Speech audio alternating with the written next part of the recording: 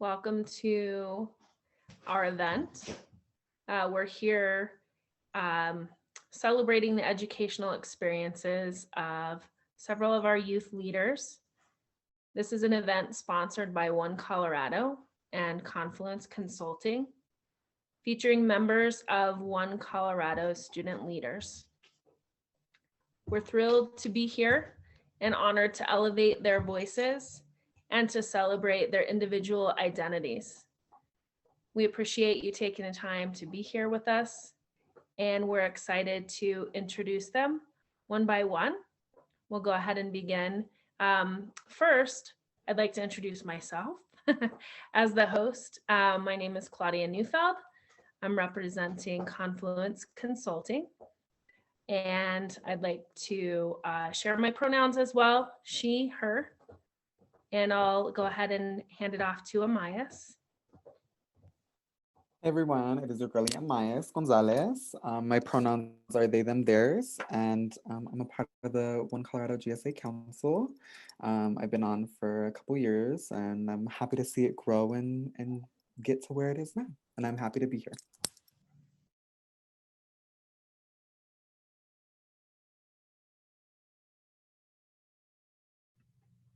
All right, I'm Farron Adler. My pronouns are he, him, his, and they, them, theirs. I'm also on the OneColorado GSA Council. This is my first year here, and I'm really excited to be here and be on the council. So Farron, we were unable to hear you for some reason. Could you try that again, please? Yes, of course. So I'm Farron. My pronouns are he, him, his, and they, them, theirs. And I'm on the OneColorado GSA Council. And this is my first year here, but I'm really excited to be here and be part of the council. Thank you. And Gigi? Hi, I'm Gigi. I use she, her pronouns. I'm also part of the OneColorado GSA Council, and it's also my first year. I'm excited to be here too. So for our time today, this afternoon, we're going to just have a conversation, and I have a few questions that I'll ask to the panelists, and we'll give them each an opportunity to share their response. And this is going to be an organic conversation that just kind of flows naturally. Those of you who are with us joining in today as audience members, feel free to post questions in the chat box if you have them, and we'll go ahead and dive right in. So we'll just kind of follow the pattern that we did in terms of identifying ourselves and introducing ourselves. So the first question is, what does being trans or non-binary mean to you? Amayas? So being a trans femme and also being non-binary, it means what it means. It's not the whole of my being. I'm way more than being trans. Trans is just a descriptor for a part of my life. It's a beautiful and difficult journey that I've been on and continue to be on and will continue to be on for the rest of my life. So, you know, it is a big part of my life. It was hard to come to this place, and I'm very lucky to be able to do and be who I am. So, you know, it means a lot in that aspect, but at the same time, I'm so much more than that. And, you know, my transness isn't the main part of who I am. It's just an aspect of it. So, you know, all my other parts, all of my other beings, and the rest of me is so much more important than that. But, you know, it's a part of me, so.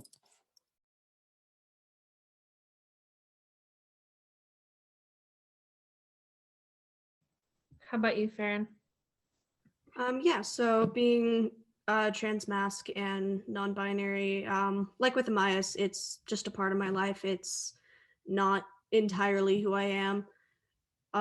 It definitely influences the way I see the world and the way I go, but the way I live in the world and walk through the world. I live in an area that's like pretty conservative, and so that's always exciting. But yeah, it's just who I am, and like with Amias, it's been several years of figuring out who I am, and it's a journey that I continue to take and will continue to take. And how about you, Gigi? I don't identify as trans. I'm here for like kind of support on a lot of the other questions and kind of to talk as an ally, but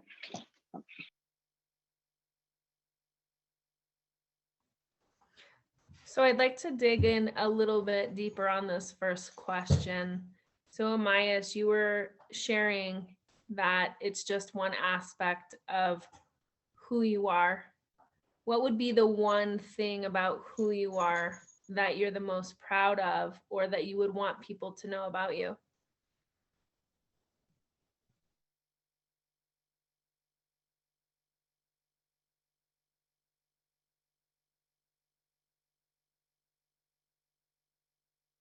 Okay, I'm gonna give you a three-part question. I mean, question to the answer to the question. Um, well, I always say I'm an artist, creative, and activist. So I think when people see me, automatically I'm very direct in how I look, very direct in the way that I am. So, people react in the ways that they react, and I'm not the girly who wears jeans and a t-shirt, which isn't a bad thing. We all have our own aesthetics, but I'm the girly from a different planeta. So, you know, when people see me, they expect a specific thing from me. They see that I have piercings and that I'm unique, and um, I'm very visibly queer and very visibly trans. So, all of those things, they're upfront with me. And so people have this expectation of who I am. They expect me to you know, not have graduated, or to just be a very specific type of person, be like mean or rude or disrespectful. But I mean, I can be just like all of us, but I am so much more than that. And I'm way more than what I look like, and I'm way more than who I am. So, yeah, but artist, creative, and activist. Thank you for sharing. Farron, you mentioned the area in which you are living and going to school. Can you kind of explain how geography matters? Yeah, so for context, I live in Parker, Colorado, and I go to school in Highlands Ranch. And both of those are Highlands Ranch, especially. I don't honestly spend much time in Parker because I go to school in Highlands Ranch, but Highlands Ranch is sort of, kind of have a joke among my friends that it's the white suburban mom conservative town. And yeah, it definitely, and so the school that I go to is sort of like a bubble of queerness and diversity in general. And so it's definitely really interesting to be at the school and then go out and see like people that are like protesting people being queer and people that are like that kind of vibe. I don't know if that answers your question, but that's what I got. I mean, I also come from, you know, a place where people aren't the most accepting. I live in Denver, but like I live in Northeast Denver. So, I live in Montbello, and it's a space where I see people like me, in the sense of being brown, but I don't see people like me in the sense of my queerness or my transness. So I'm like the little oddball out when I go to the gas station, or you know sorry, I was definitely muted for a second. When I go to Sonic or whatever. But, you know, I'm lucky that nothing has happened. And but at the same time, you have to worry so much more about what, you know, your surroundings and who's around you. Um, you know, even though I see people like me, they don't see themselves in me, you know? So that's where the struggle is, and being able to relate or being able to just like feel safe 100% of the time. Um, I'm very lucky that I just don't care. I'm just like, honey, I'm gonna live my life through and through. But geography definitely is important because in so many places, people don't get to be themselves. People don't get to have access to, you know, gender affirming clothing or care or support. So in that aspect, it's very difficult because the people that live in Montbello that I know, um, you know, we don't have a support group in Montbello. There's not places, you know, there's not a center that we can go to. So in that aspect, you know, it's definitely geography is very important. Thank you both for sharing. Something that you mentioned without using the word is intersectionality, right? So there's so many aspects to our identities, and um, being seen and visible in different ways to different people can be pretty complicated. And so, Gigi, you had mentioned that you're here and present as an ally. How do you feel being an ally is important in conversations like this? Um, well, first of all, I think that it's just so important as an ally to anyone, whether it's a whole group of people or just a single person, that you're constantly listening to them and amplifying their voice. And so, first of all, I just want to say, like, I feel like I'm learning so much right now just from this conversation. And I think that is the most important thing of having allies or other people present is that they can also learn and that they can also help to uplift those voices. And I think that there also it also can be helpful to see other people who maybe are working towards like are working in these conversations and in these spaces as an activist, um, and kind of getting the activist point of view as then maybe someone who wants to be supportive in like a school setting or something. Thank you for sharing that. I just want to follow up on your comments, and then we'll move to question 2. I want everyone to understand that no one ever needs to apologize or explain away being an ally. We are all gifted with the bodies and the identities and the intersectionality that we are given. And it is a bold, audacious life that is lived out loud.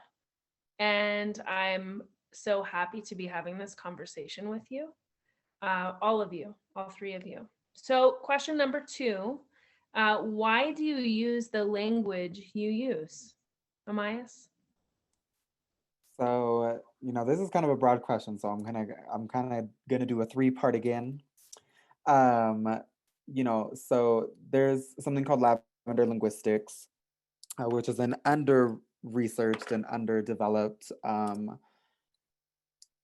idea of what language is for queer and trans people. And so, you know, the language I use is because, one, I grew up in a Black and brown neighborhood, and 2, because I am a part of the ballroom scene. And, you know, Black and brown trans women and femmes created queerness and like queer movement for everyone. And so, like, my ancestors, the people before me, the people who did this before I could do it, like, they're the ones who created this, and they're the ones who, you know, gave us so much. um and so that's one aspect of it. But also, more so on language, you know, language evolves and changes all the time. So, you know, it constantly grows, it constantly is in shift, and it's something that you just have to work through and work with. And like, even as a trans person, as a queer person, like, you know, I'm still learning terms and certain things. So it's an ever changing thing, and you can never know everything 100% about queerness or transness, because queerness is such a vast thing, and transness is such a vast thing that there's not a specific type of something that you can just like 100% figure out. And there's so many layers to identity and to queerness and to transness that, like, I mean, those layers are deep, baby doll. So the slice of cake is just like you're continuing to cut it down and down and down because you're not going to get to the end of it, baby doll. So, you know, it's something that, for one, you just have to learn, consistently learn, and there's so many ways to learn it and try to understand what's going on with language. And there's so many terms that change all the time, and so it's a fast-paced thing. So we use it because we didn't have the words that we do now. That, you know, there was always people like me, there was always trans feminine people, but there wasn't always the language to describe that. And so now we do. And so now we can take some of those words that, one, either oppressed us or that we didn't have, and use them to describe ourselves. So, I mean, that's the 2 out of 3. So the 3 part is Farron. Thank you. Yeah, so like Amaya said, I think, yeah, it's definitely, language is very fast paced, it's constantly changing, and I can't speak to it quite as well as Amaya can, but being able to use the language that has been historically used against queer people and being able to reclaim that is definitely really important. Like, the word queer was originally a slur, and now people are reclaiming that and using it more. Yeah, honestly, I don't know that I have much to add except just kind of reiterating what Amaya said. I think that also, like, especially talking about the word queer, it goes into a lot of the importance of supportive language and knowing when to use the right language. You know, every setting is different, every group activity or even interaction you have, different language is going to be appropriate. Even coming back to the word queer, like, some people are still anxious, or some people are still affected by that word, and it is not always appropriate to use it in every setting. And I know in a lot of school settings, even to subject students to that when they might feel uncomfortable with that word, like, that's not an appropriate setting. And so I think it's really important that supportive language is used and adapted to every different interaction. And like Amaya said, like, that's constantly growing and changing, and so listening and really figuring out what is the appropriate language for each certain interaction.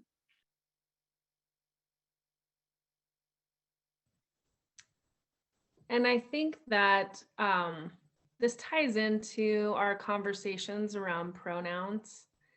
And I know that I've had such a really vast experience on Zoom calls during this pandemic, where some people have their pronouns and it's an issue in other conversations. But, you know, why do pronouns matter to you? And I'll let anyone field this question, but I think a huge piece of language, for people like me, language is activism, language is advocacy, right? But why do pronouns matter to you?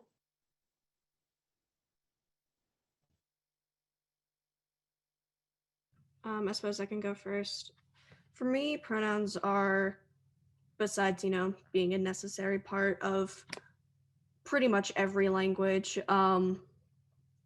pronouns are, for me as a trans person, they're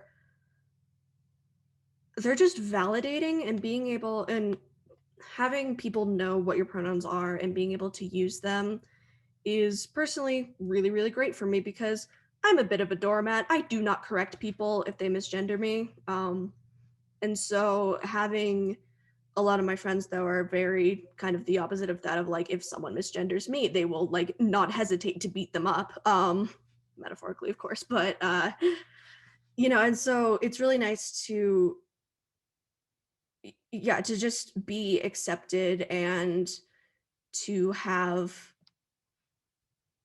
people be flexible with pronouns as well.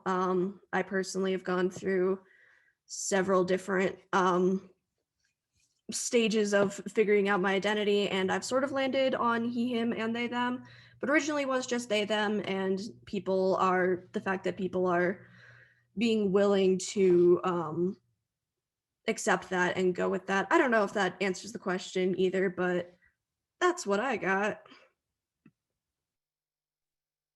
You did, Farron. That was perfect. We love it. For me, pronouns are important because, cis people, they don't get questioned on their pronouns. It's not something that people have to deal with in the same way that trans people do. Um, when a cis person talks about their pronouns, it's just like, okay, cool, whatever. It's not questioned. It's not turned into a debate. And so for me, it's just the fact that I should just be able to be without questions, without answers.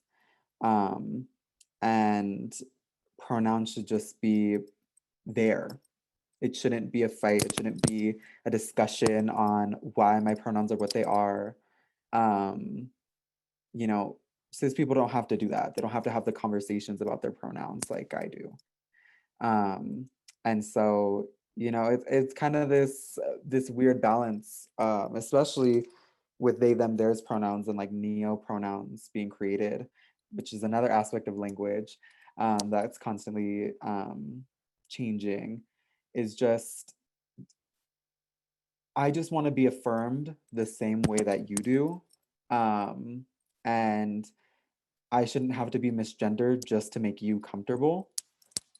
And you don't, as a cis people, don't have to deal with that same aspect of like questions and almost explaining why you want to be called something. And that aspect is like frustrating. But the good part about pronouns is when you're affirmed and you feel good about them and someone's respecting you, because that's the basic thing about pronouns, is that it's just respect. It's nothing more than that, other than affirming the people around you, and affirming your loved ones. And but that's why they're important, is just respect, in all honesty, because I'm respecting you. I'm not misgendering you just because I don't understand your gender journey. But yeah.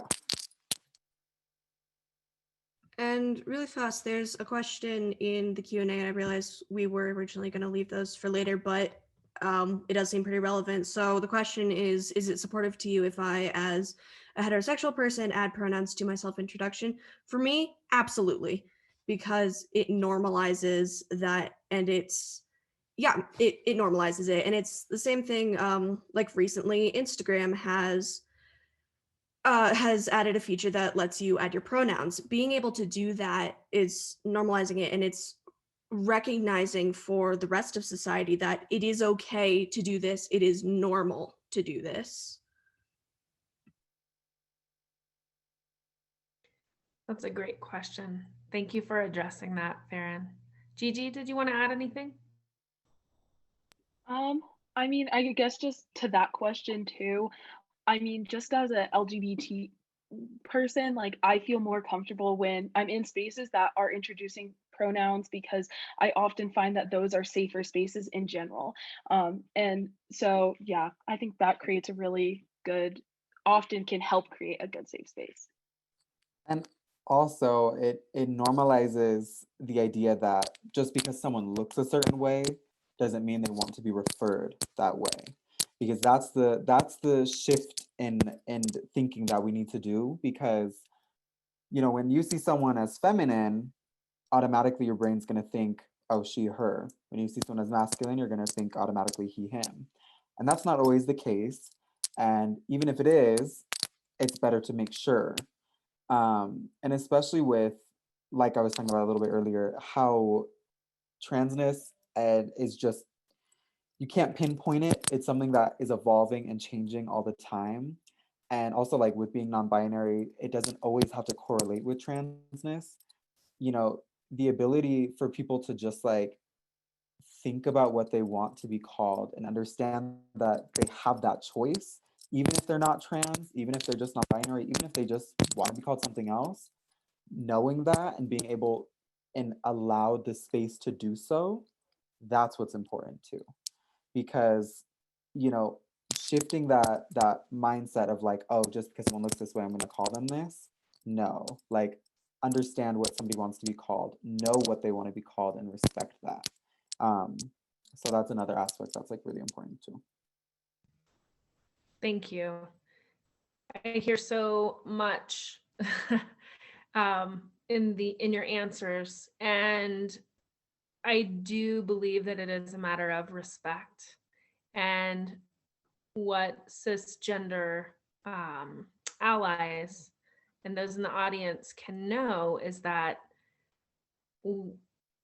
it is a safe space to make a mistake. It is okay to practice. And when you know better, you can do better.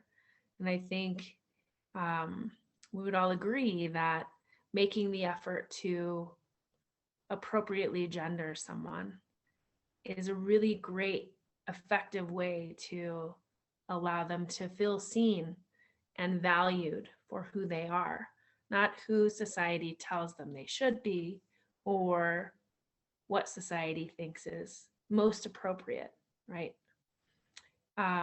Any other thoughts before we move to question 3? Okay. What do you wish that people knew? This is a big question. What do you wish that people knew?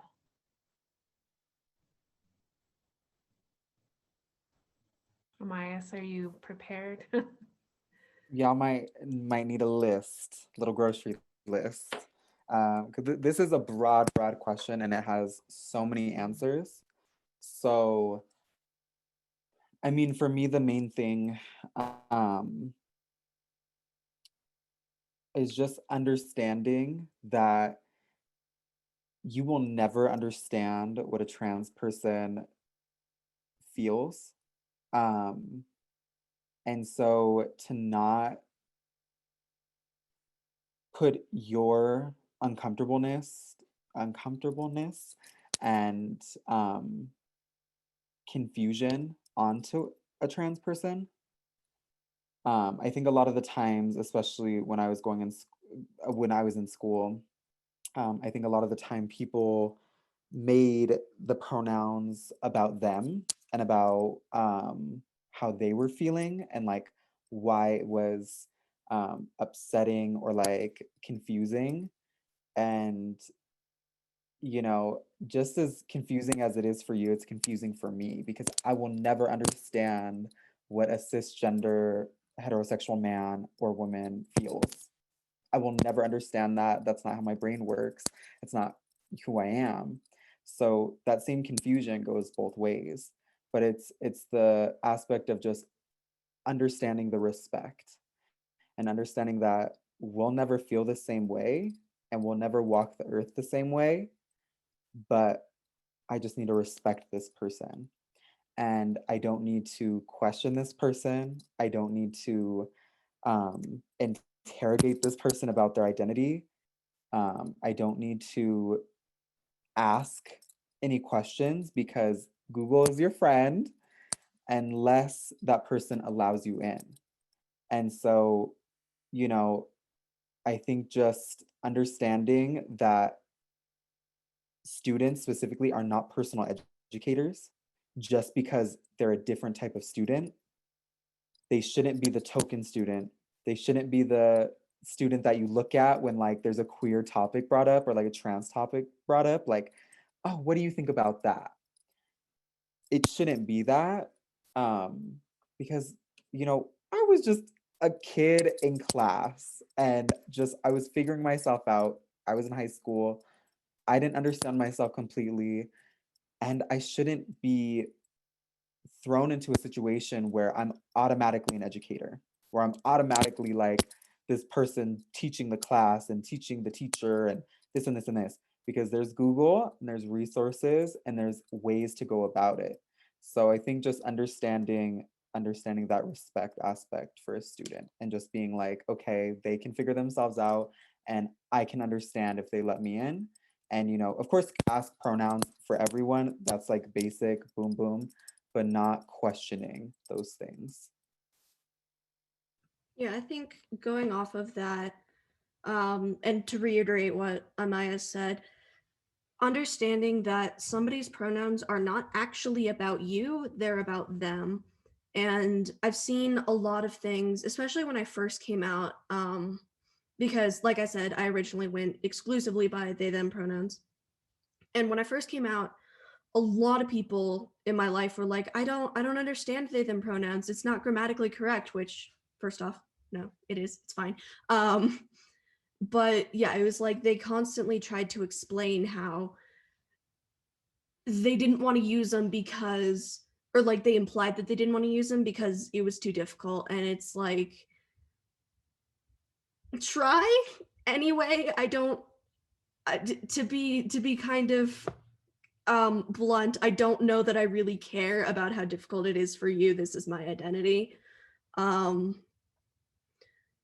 yeah, like, and I think also for me, the importance of choosing a new name, which obviously is not always applicable to trans people, but I've had friends that will like occasionally, if they're referring to me in the past, or like if they're making fun of like the old me, quote unquote, they'll use my dead name.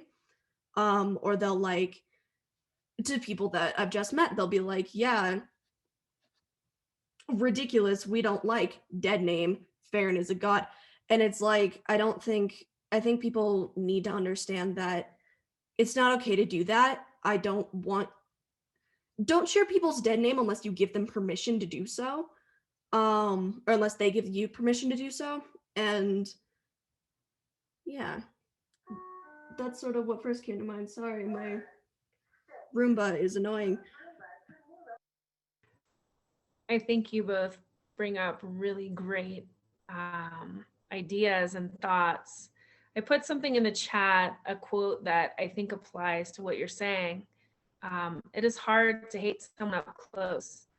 And for those of you who don't understand what Farron's describing, a dead name is a name that was given to a child at birth.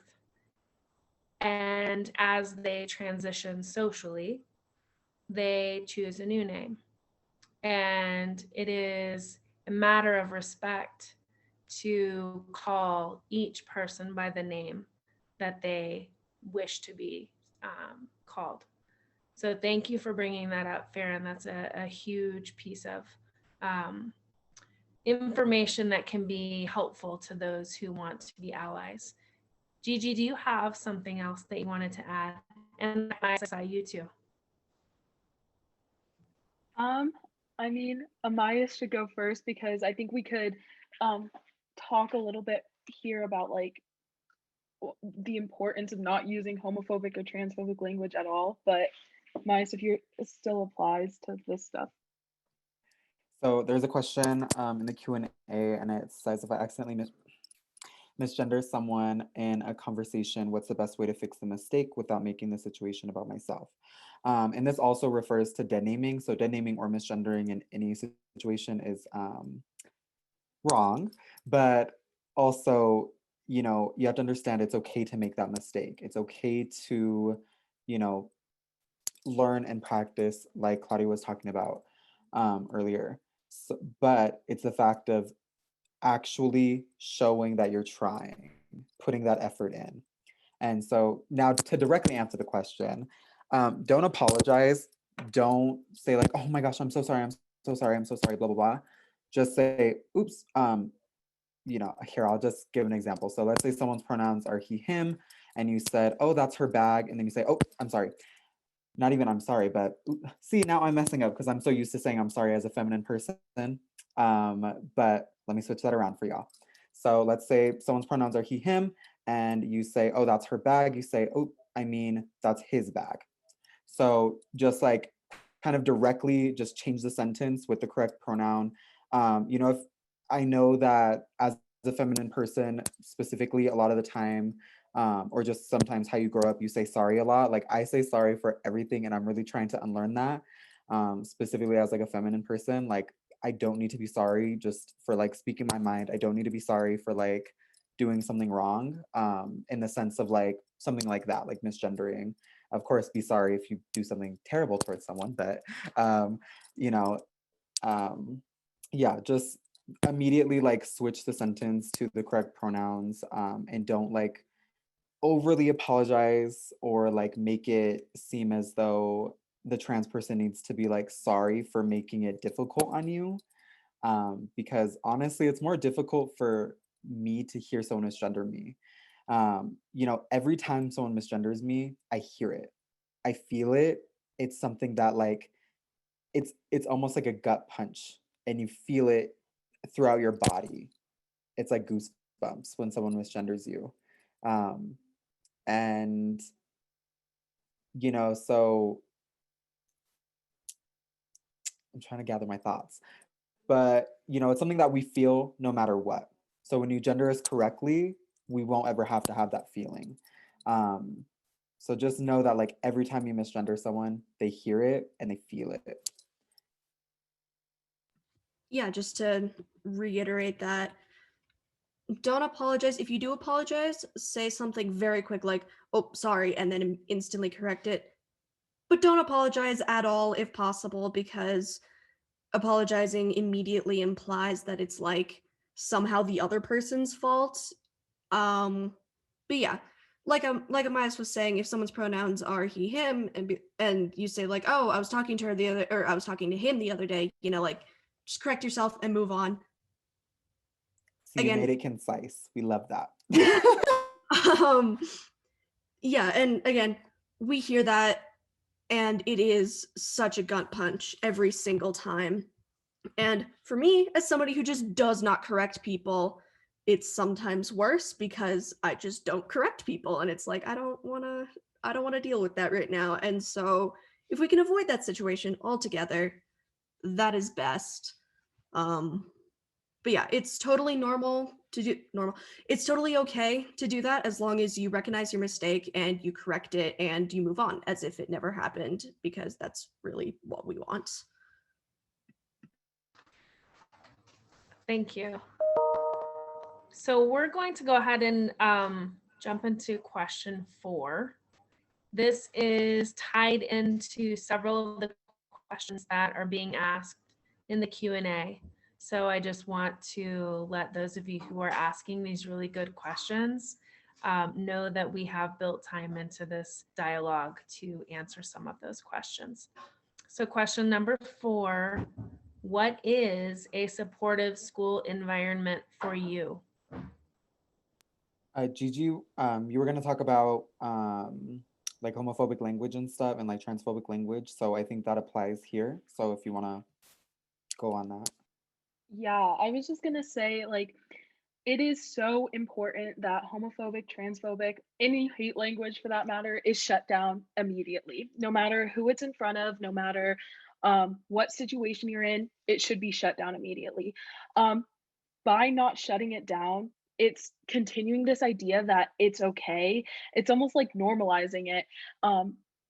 Because maybe it's a space without someone who's part of that marginalized identity who it's affecting, but that's going to have its own effect of like making them think it's okay more often. And yeah, it's silence is consent, like it says in the chat. And I think that also goes into being a good person is shutting down that language and not making someone who I like, not always putting that on the marginalized people to shut it down.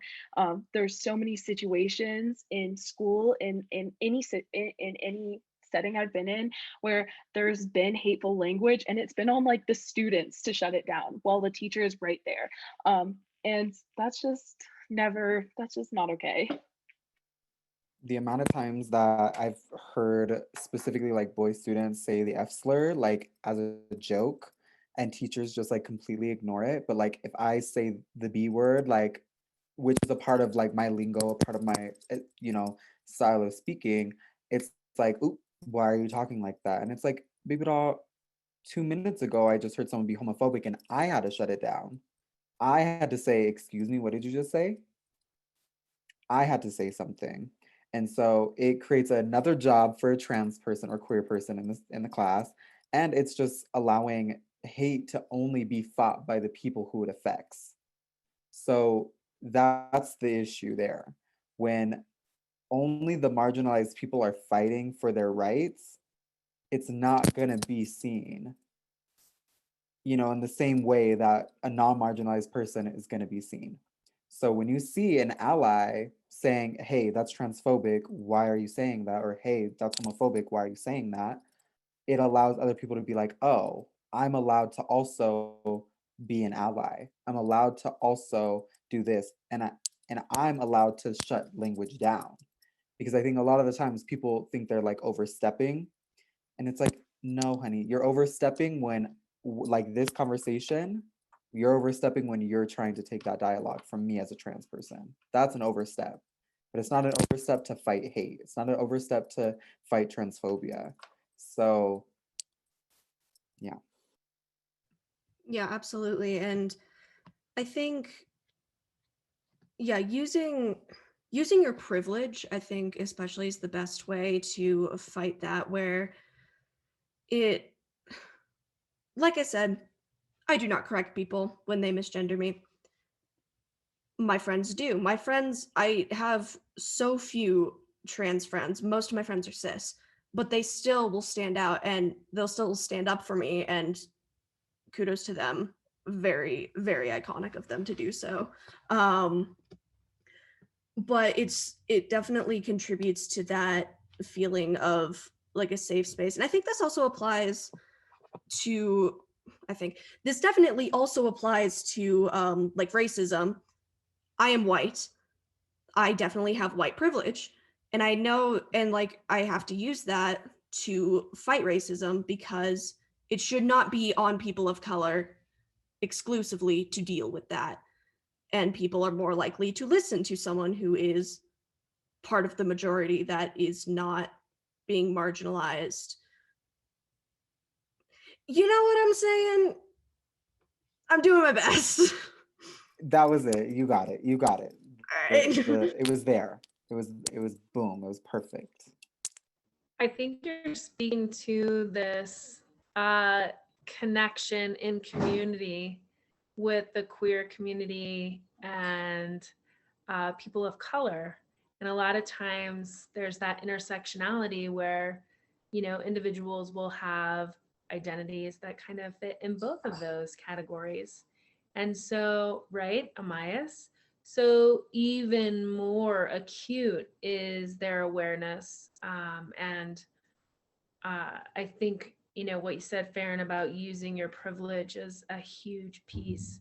And I know that we haven't really addressed many of our attendees, but we have university professors and administrators and teachers and well-meaning individuals who oftentimes, as an educator myself, we're not given the training, the inclusive training where we learn the words. And in the chat, there is a question about discipline. And oftentimes you see disproportionate suspensions and expulsions for teens and youth in the queer community. And I think oftentimes that might be because there isn't that training and that equity and diversity awareness at the district and the classroom level. I do think that teachers go into the work, wanting to do what's right by kids. Oftentimes they're not given the tools or the resources. So did any of the three of you want to kind of elaborate on your response to the question? What is a supportive school environment for you? I suppose there's a question in the Q&A section that I think fits pretty well. So what would it sound like to shut down homophobic or transphobic language in a school setting and they work in a middle school? I think honestly just calling them out and understanding and making them understand that it's not okay to do that. I know that you think it's funny. It's not. Um, and I say this as someone who has never really done this because doormat, but yeah, just being able, if you see someone, you know, in the hallway using like the F slur, just be like, hey, that's actually really hurtful. And there's a reason that it's a slur.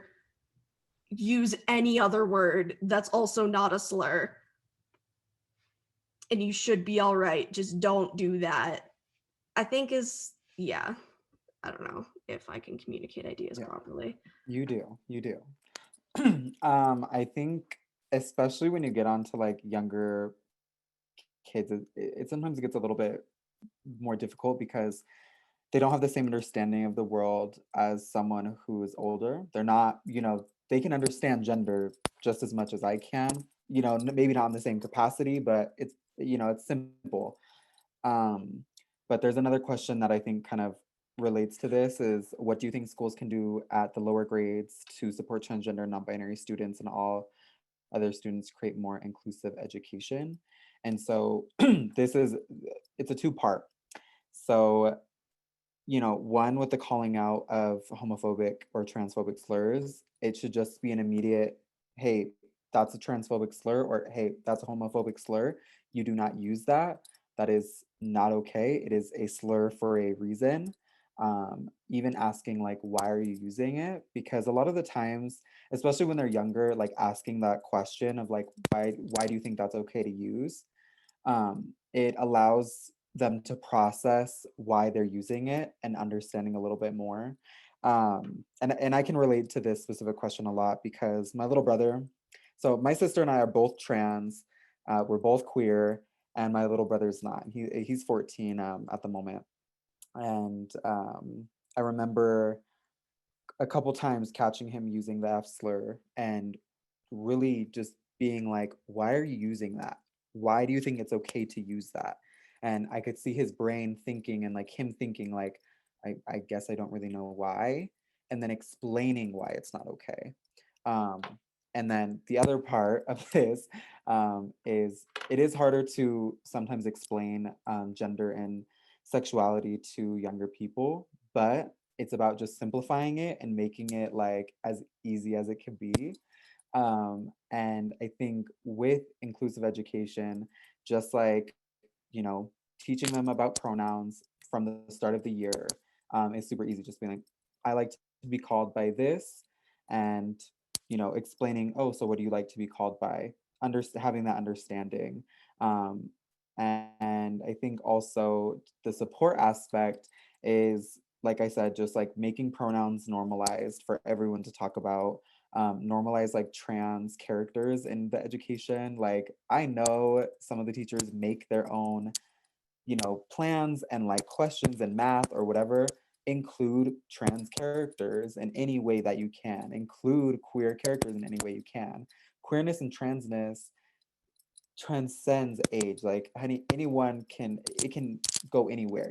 I see, my little cousin, he was probably 5 when he knew that he was trans. Like it's not something that only older people can understand. It's not something that only, certain people can understand. Like transness is everywhere and at every age almost. And um so it's just like making sure you're doing the same things that you would do for a high schooler, respecting their pronouns, um, respecting them in the classroom, you know, um, making sure that they feel safe in school. And by safe in school, it's like, okay, if someone's being transphobic, shut it down.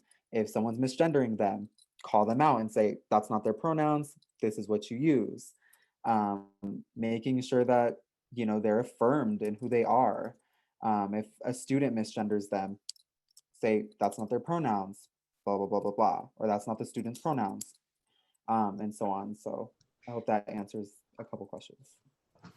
Thank you for that. So just to acknowledge, we have about 10 minutes left for our discussion. There was a question in the chat I'd love to share with you. What question do you get asked often that you wish people would stop asking you? And this can go to any or all of you.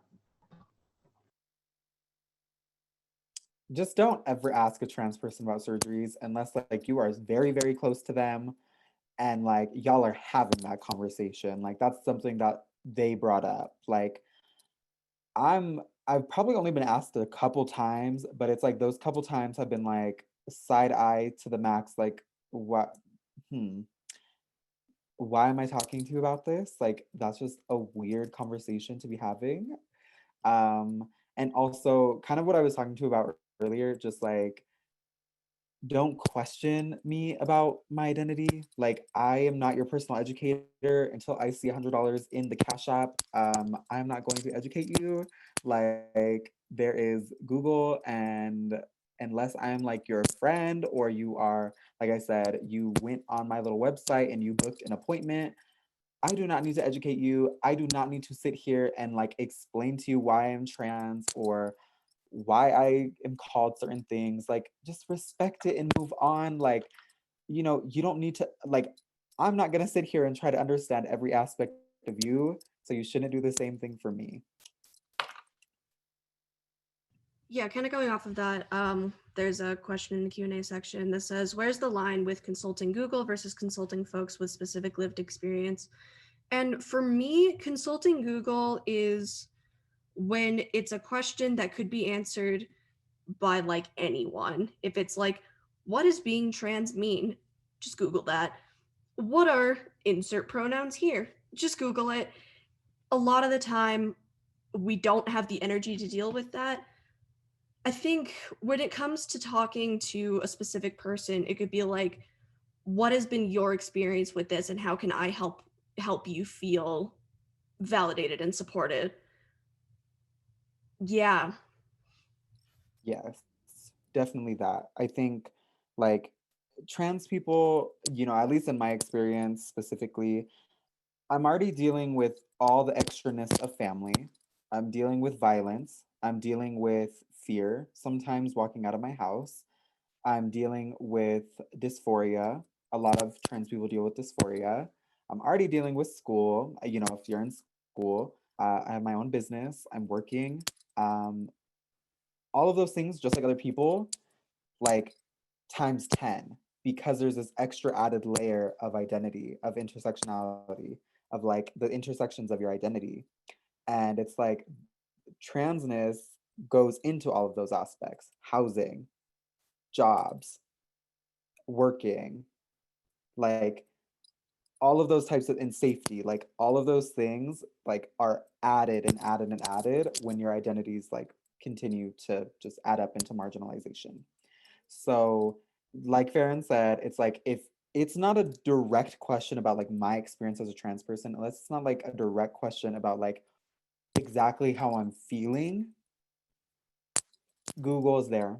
There's Instagram too. Like there's so many profiles that are specifically out there for like educating, and there's so many people who are specifically on Instagram that you can like cash out and pay for their time and energy, who are like doing that work to educate. So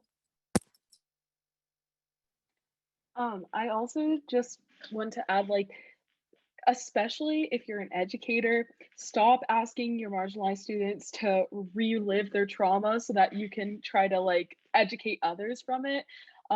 That's been a big situation where our GSA has to like go through a yearly what are microaggressions we've experienced at the school, and it's like do some at that point, like use a little bit of Google to learn about some like common microaggressions. And if a student wants to open up to you about that, write that down and keep that for next time. Stop making them do it over and over again. Thank you for saying that, Gigi. There's been some interesting research that's been coming out lately talking about how multiple microaggressions have the same impact as one very large traumatic experience. So when a student is misgendered or they have to worry about violence, all of these things that Amias is speaking to, each one of these is sort of like a chip at that person and their identity. And our job as educators in a school is to create a safe environment where everyone can thrive, where everyone can be seen and valued and heard. And so what you're speaking to today is just the tip of the iceberg in terms of how people can be accountable and responsible in their roles as advocates in the classroom. It is great to be more than silent, but to be an activist for youth, to be an advocate for youth is what we want from those of you who are attending today. And so just a quick check-in with the three of you. Is there anything else that you would love to say before we finish out our discussion today?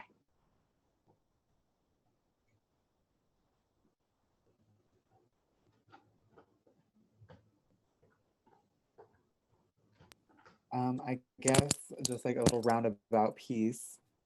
I think just respect other people's pronouns and expression and identity and gender experience, and always remember that there's always something else to learn. There's always something to grow from. And it's okay to make mistakes, but it's not okay to continue those mistakes. That you will never know everything and you will never understand everything. And so to not dwell on every little bit of piece of information that you can find, just understand that it's respect and the basic understanding of like what trans people deal with, of what queer people deal with. And also understand the intersections of students' identities and the ways that they move around in the world. As a brown person, as a queer person, as a trans person, as someone who's dyslexic, also unique. I had so many things that were against me, but I made it work because I had to. And I'm lucky that I love to speak my voice and I will say whatever I want to say, but other people aren't that lucky to have that skill. And so be that skill for them. Be the one who speaks up when someone's being transphobic. Be the one who is there for that student. Be the one who is understanding the classroom. Thank you, Amias. So I want to thank each of you because while it's not your job to teach educators and it's not your job to be that token individual who speaks for the queer community, I am just honored to hear you speak and profoundly grateful that you are stepping into these dynamic characters and humans that are making change in your schools and even in this event. It's a very big deal to be willing to be vulnerable and to speak your truth. And so I wanted to thank each of you for that. I do know that there's several other questions in the chat. One specifically is asking about districts in Colorado where there's a good job of implementing inclusive policies. So what we'd like to do is take time to shelf these questions as our time is almost up. And this has been a recorded conversation. The students here have graciously agreed to allow the recording to be shared. So those of you who are attending today, are welcome to request a copy of this. OneColorado has a website where you can learn more about being an ally, learning more about the organization itself, as well as the council that these three really amazing humans sit on. And I do want to just also allow Alex, the director of this program, to go ahead and speak as we finish out today. Hi, folks. Thank you. I just want to give a big thank you to Claudia from Confluence Consulting for moderating today and for helping out with this. In addition, I want to give a big thank you to A+ Colorado for giving our young folks the platform to speak on these issues that I know are important to them and important to all of us at OneColorado. And I want to especially thank Amias, Farron, and Gigi for sharing their voices and their opinions on this with us today and for representing their fellow council members. You all are an amazing asset to our team at OneColorado, and it is always such an honor and privilege to get to hear your voices. So thank you everyone for your participation, and thank you for coming to listen to our wonderful youth leaders today. So, con mucho amor. Yeah, thank you again so much for being willing to listen to us, and Claudia for moderating us, like Alex said, and A+ Colorado for giving us a platform to speak. You three are standing in shoes that people like me weren't able to stand in several years ago. And you are living authentic lives that are making such a huge difference. So thank you. I'm really excited to stay in touch and see what you do with this life you've been given. Take care. Bye.